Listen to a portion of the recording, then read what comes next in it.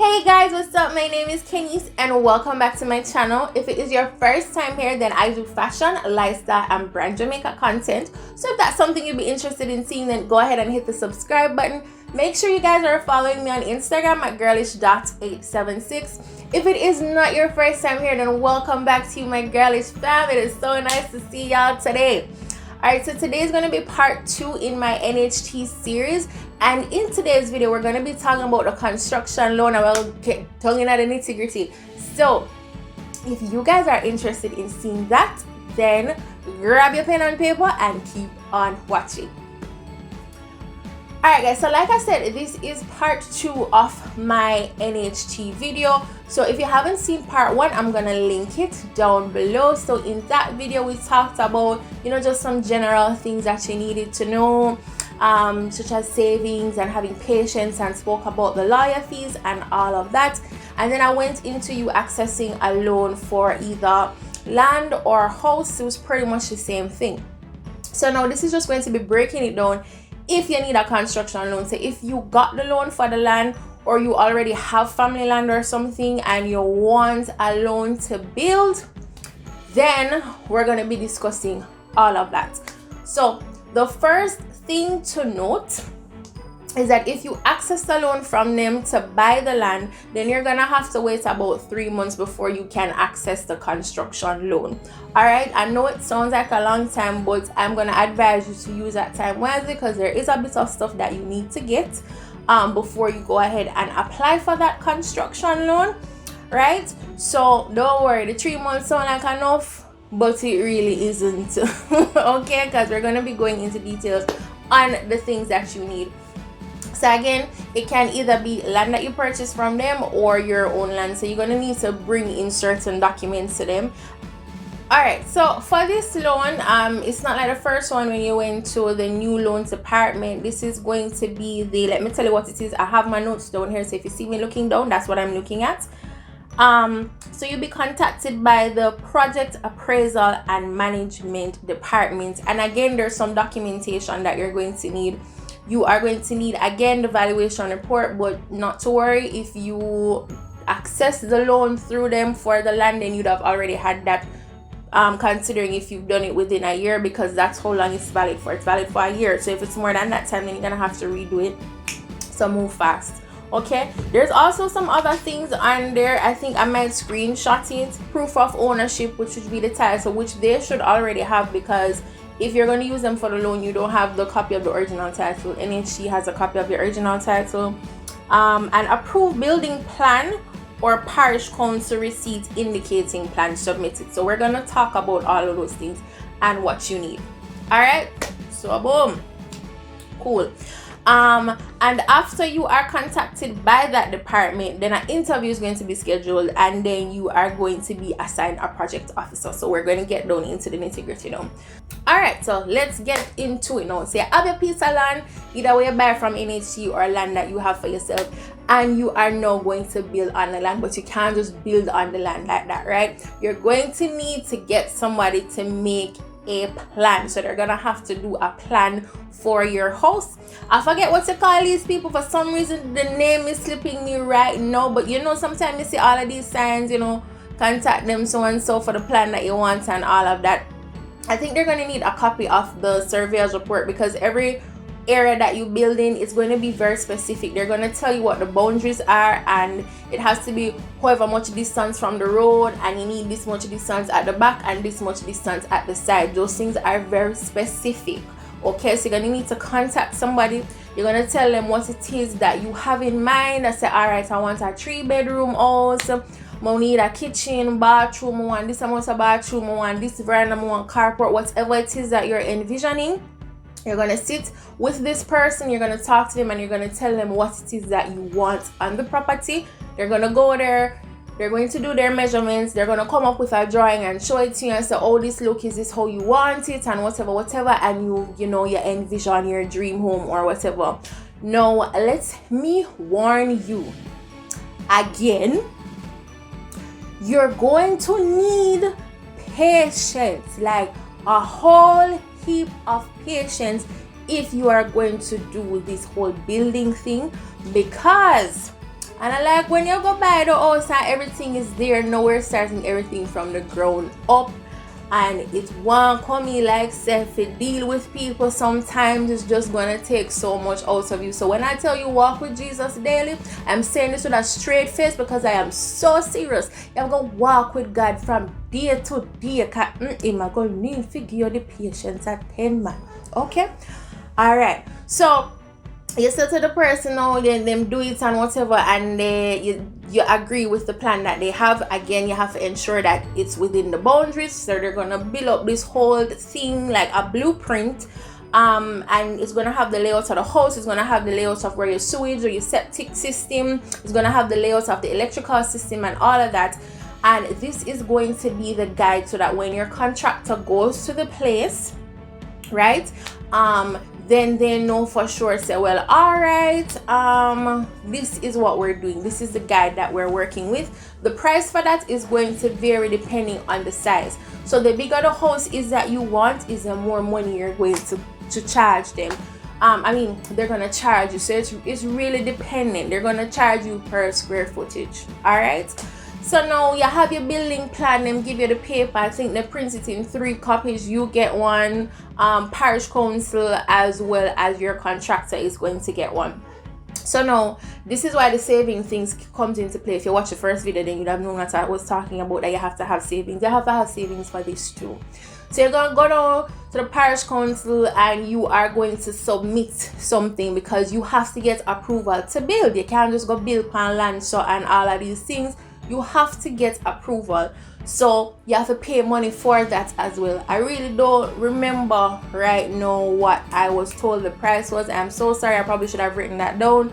But you go ahead and they tell you what the price is. Now this is a next long process. It's going to take some time because you have to wait until them have their meeting for them to approve your building plan. Someone is going to look at it and whatever. And yeah, that's why I'm saying the 3 months may sound like a long time, but for them to actually approve the plan, it's gonna take a time. So if you don't in them system, like you really have to don't in them and calling. Okay, so yeah, you can actually go to the NHT though before it is actually approved, because if you remember what I told you about, they're going to give you a receipt, right? So you can take that receipt to NHT to say, well, okay, I started the process. All right. Good.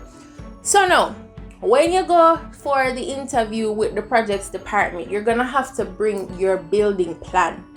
Okay, so you're gonna sit down in front of somebody and you're gonna open out the plan for them, and they're gonna say, well, all right, this is the amount of money that you qualify for building. What on this thing can we build? So I'm gonna give you a fair one, you know. But I think, say, with the $4 million we'll get from them, unless you're combining with somebody and you're gonna get $8 million.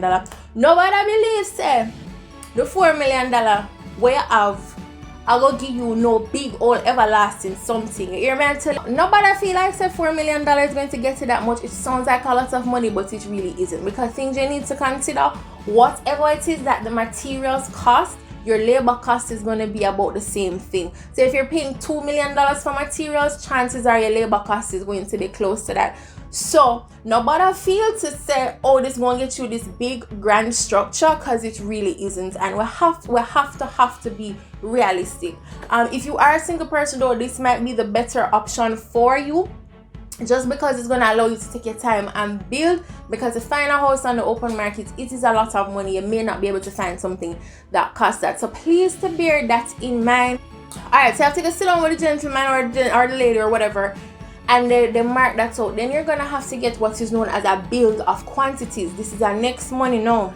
Okay, so the bill of quantities, pretty much you're going to show them what your the blueprint. Again, you're going to say to them, this is what they say I can build, and then they're going to break down every single thing for you in the bill of quantities and say what each money should cost. Right? So to build a foundation, when it takes X amount of steel, X amount of cement, stone, sand, and all of these things, this stage is going to cost that. To do the windows, this stage is going to cost that. To bring it up to window height, so they're going to calculate every single thing and put it on a piece of paper, and you're going to have to submit that as well. Because what happens is, they're not going to give you all the money at once. No, ma'am. Because say in the past, when they gave people all the money at once, people just take the money and do what it is that they want to do with it, and that can't work because they have to protect their investment.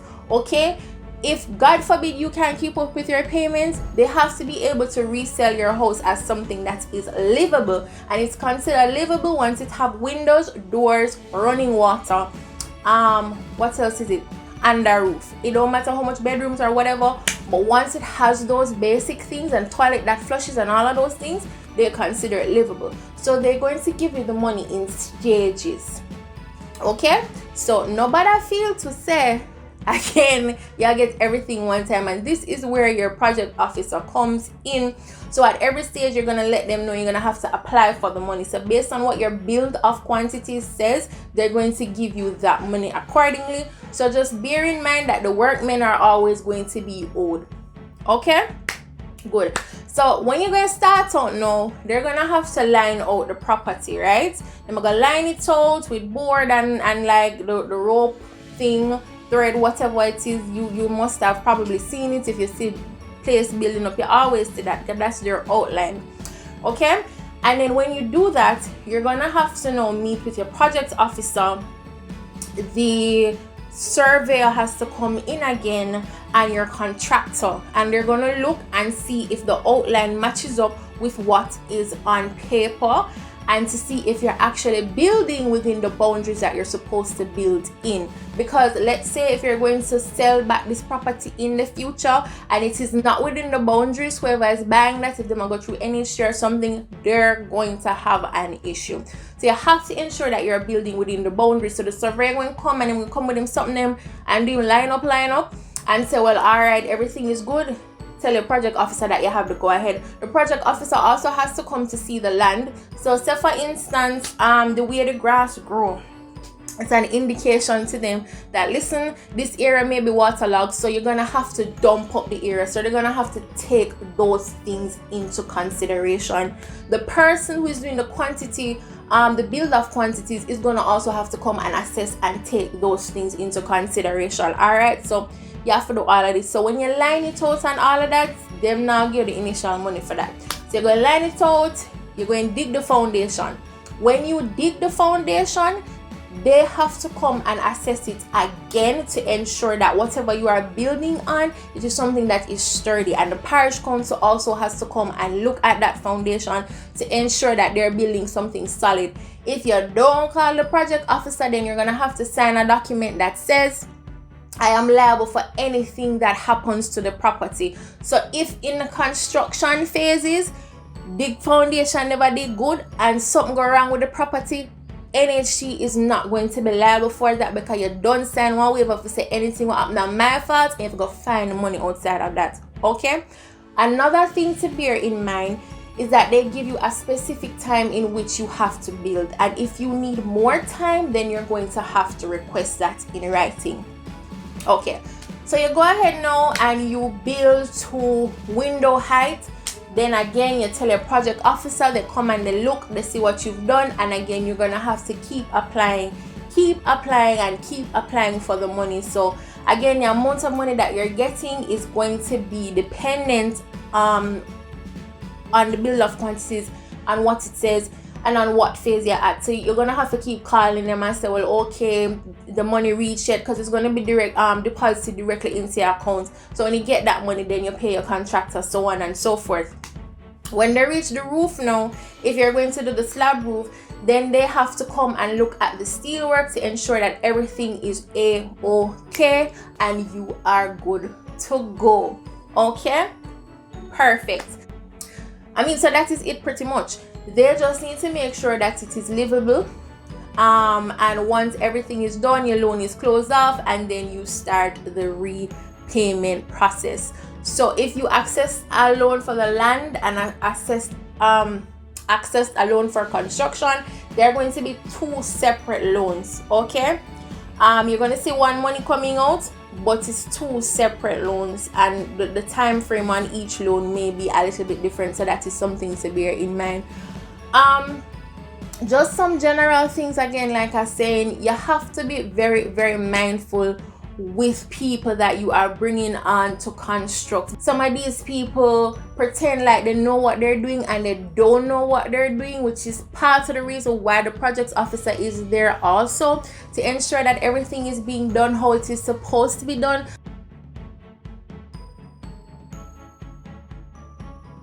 Alright guys, something else that I forgot to mention, I'm so sorry, it's a lot of information, you know, is when it comes on to the light and the water, whichever, again, these things are funded out of your own pocket.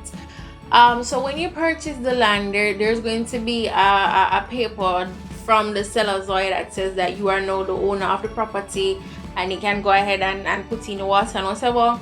If it is over a certain period of time, then you can get a copy of that letter from NHT. So you're gonna have to take that letter to Water Commission, and they're gonna have to come do an assessment to see, okay, what side of the road is your house on, and they're going to install the meter and all of that. So it depends on what side of the road it is on. If the main runs on the opposite side from where you are, they're gonna have to dig up the place and they're gonna charge you for that.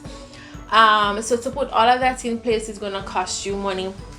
The same thing would be for the lights. After you don't string up and do what you need to do, somebody comes and assesses to make sure that everything is a-okay, and you take that stuff to JPS.